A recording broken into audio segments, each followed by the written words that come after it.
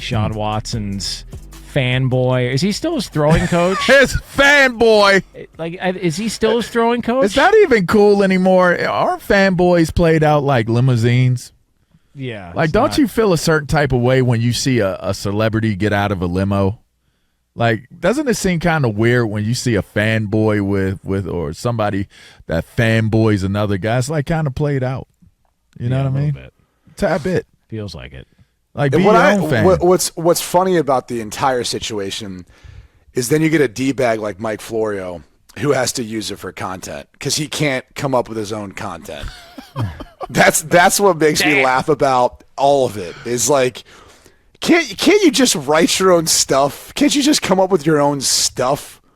I mean, are we that? Do we lack any sort of creativity or our own genuine thought? Is that how it works? Now, for people it's just that are easy to piggyback off of no, it's like here's what it is it's a business, right? It's all about aggregation. Like, it's all about people getting clicks, people getting attention. So if they see something that's grabbing people's attention on social media or on the internet, they just gravitate towards it. And that's their business model. It's that way for a lot of folks too, by the way. But unfortunately, it is what it is. And look, don't come for Q if you don't want that smoke. That's the moral of this story. This all gets started, though, if we're being really honest and transparent about it. It all gets started because we at Fox Sports Radio clipped off a portion and put a headline that then allowed people to click on it. Now, is that the entire context to our conversation? No.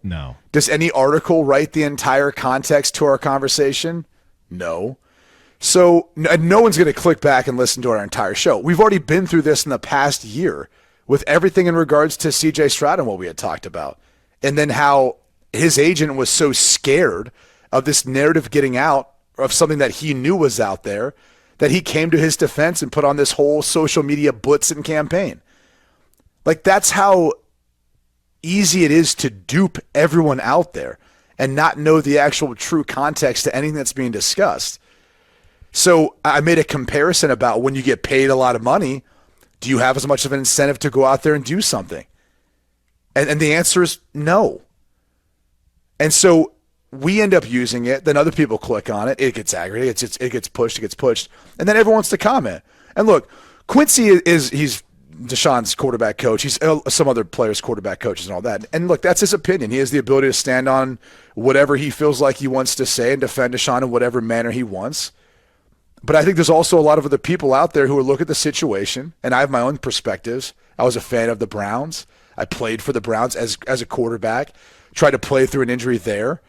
Like, I know what it's like to be in those situations and shoes. I don't know what it's like to make $230 million. But I know what it's like to come from a middle-class family, to work my ass off to get to a certain point in life. And I know my perspective if I was in that position. And so if people want to take issue with it, so be it. But as far as the Twitter stuff, like, come on, dude, have some fun. It's Twitter or X, whatever we're calling it. Like, stop taking it so seriously. He did say we're going to table this until he sees you. Yeah, you got to see him. Which, by the way, like, and everyone I want us to act like a tough guy on Twitter and X. Like, apparently he saw me. I didn't see you. So come up next time. He did say, I'm working. Pull up, player. Yeah. Pull up. I'm already there. I'm already there, homie. Yeah, like, yeah. I'm already there.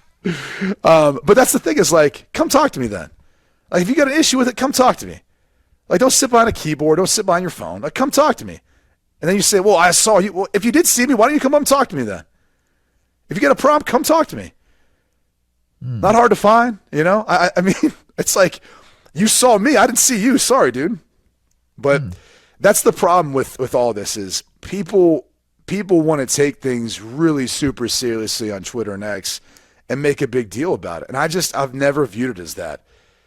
I never have. And for the people, it's unprofessional. I mean, outside of because a lot of guys gain credibility through catching on with a certain player. If that player is a high-profile name, you catch on. Like he said, you don't know what the F you're talking about, and you gossip like a little chick. Does he have the credentials to be able to throw his throw it around like that? So who is he? Did he play? Did he get drafted? Was he a guy? There is a backstory here. All right, and I don't even know, Brady, if you remember this, but this is how his whole issue with Brady and Fox Sports Radio started. So when Deshaun Watson was demanding to be traded from the Houston Texans, I can remember because this was before we started Two Pros. Because we were still doing the Sunday night show. I was doing it out of my mom's garage. So this is like way back during COVID. So this is during COVID, and I remember we were one of the few people that were actually saying, like, defending the Texans and saying, wait a second, he's trying to make it seem like this is an awful organization, and he was upset because they traded DeAndre Hopkins. He signed a contract extension after DeAndre Hopkins was traded, and Deshaun Watson was sitting there crying, thanking the organization and everybody involved, Bill O'Brien, everybody, the McNairs, so on and so forth.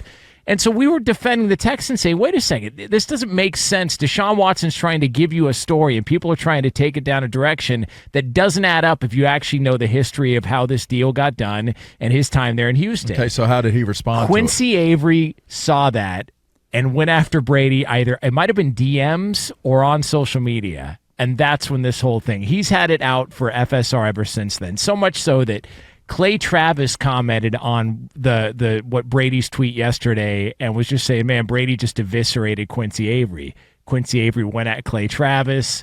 They went back and forth. Obviously, Clay used to do this show in this time slot. So there's been something against Brady. By the way, let me put it this way. I've got a lot of people who've hit my DMs who are like, good for you. And I'm like, here's the truth of the matter is, again, Quincy's going to have his own opinions on things, and he's that's what everyone's allowed to have in this country. That's what makes this country great.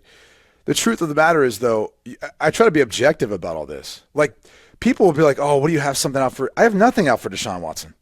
Nothing. In fact, like, when he signed that deal, even though it was questionable under the circumstances under which he signed it, I was like, this is great for football. This is great for players.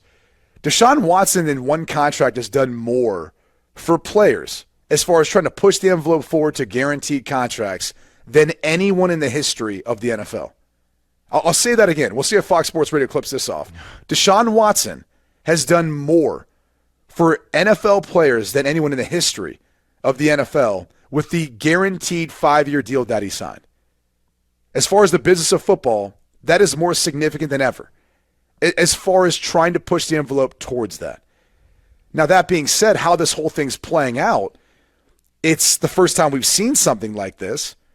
So we're now getting to a point where you're like, oh, maybe this isn't going to work out so well for others because of how the last year went, how this year is going so far. And look, and we've said this before, only they know the true specifics to the injuries, what he's dealing with. We tossed around the idea, like, look, if it's for him, mental health too, like he needs to get himself right in the back headspace, right in the back frame of mind and headspace he needs to in order to play and be the player that they're hoping he'll be. So, like, we can have, like, those conversations about all of this. But the reality is, if people are going to make a big deal about tweets and all that, like, I'm here for fun. Like, I'm not sitting on Twitter or X and trying to sit there and have some serious conversation about it. Like, look, what happened in the past happened, and if you can't laugh about it and make fun of it, I'm sorry, you don't have a sense of humor. Like, you need to go find something to laugh about and enjoy in life. And look, there was some seriousness to potentially the situation that occurred, but the reality is, like, it's out there and it's always going to be the case. Like, I'm sorry, like, I don't know that many people are going to be able to get past some of the stuff that had transpired and the stories that came out from all that. In regards to the long-standing story of Quinn, like, that's what a lot of guys are like. A lot of guys will send DMs and fire up on Twitter like, that's the reputation. It's like, no, dude. Like, this is just a social media platform. It's insignificant to real life.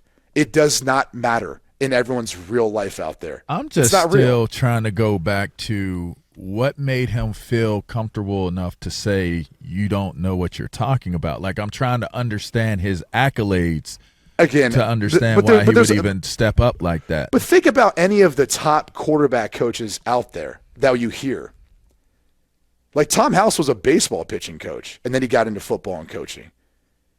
Like, now, granted, Tom is, to me, the best in the business at doing it. Him and Adam Dato and those guys do a fantastic job, right?